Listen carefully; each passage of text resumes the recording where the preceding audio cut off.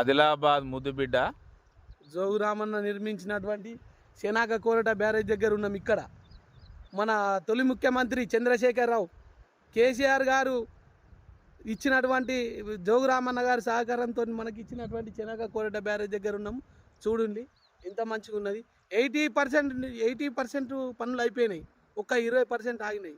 సామాన్య వీళ్ళు చేస్తారంటే నేనైతే నమ్మకం అయితే లేదు అన్న. మరి ఏం చేస్తారో తెలియదు, చూడాలి కదా. ఇప్పుడు జోగురామన్న గారి కృషి ఫలితంగా జైనతు, బేల, ఆదిలాబాద్ 3 మండలాల 51,000 ఎకరాలకు 51,000 ఎకరాలకు త్రాగునీరు, సాగునీరు కొరకు ఆనాటి ముఖ్యమంత్రి చంద్రశేఖరరావు గారు జోగురామన్న గారి కృషి ఫలితంగా ఈరోజు మనకు ఈ ప్రాజెక్టు ఇక్కడ నిర్మించడం జరిగింది.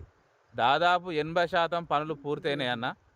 ఇంకా 20% పనులు పూర్తయితే ఈ ప్రాజెక్టు సంపూర్ణంగా కంప్లీట్ అయినట్టు.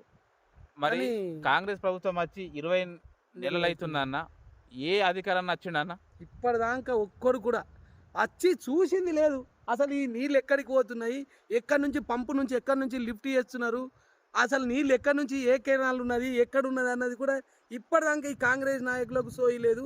అసలు చూసినోడు కూడా పట్టించుకున్నది ఒక్కడు కూడా లేదు. అసలు వస్తుందన్న ఇది కూడా లేదు.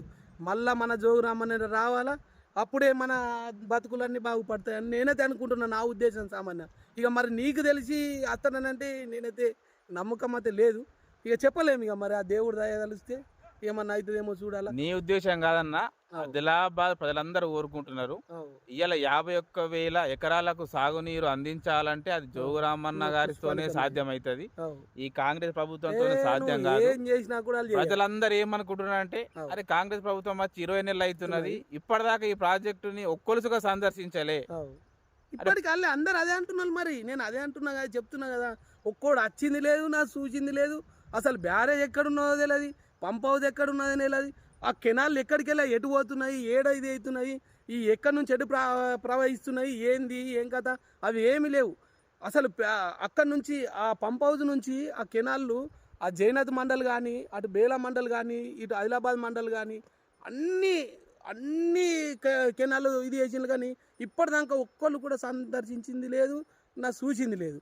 కానీ వీళ్ళకి కంపల్సరీ ఏదో ఒకటి ఉంటుంది కంపల్సరీ. ఇప్పుడు ఉన్నాయి కదా మన ఎలక్షన్లకు వస్తారు, కాంగ్రెస్ వాళ్ళు వస్తారు. అప్పుడు జోగురామన్న గారు ఏం చేసిండ్రు ఇది తరగని నిధి, ఇది ఆదిలాబాద్ జిల్లాకు కొన్ని తరగని నిధి, 3 మండలాల రైతులకు ఇది జీవనాధారం. అటువంటి ఎన్నో సంక్షేమ పథకాలు చేసిండు జోగురామన్న గారు.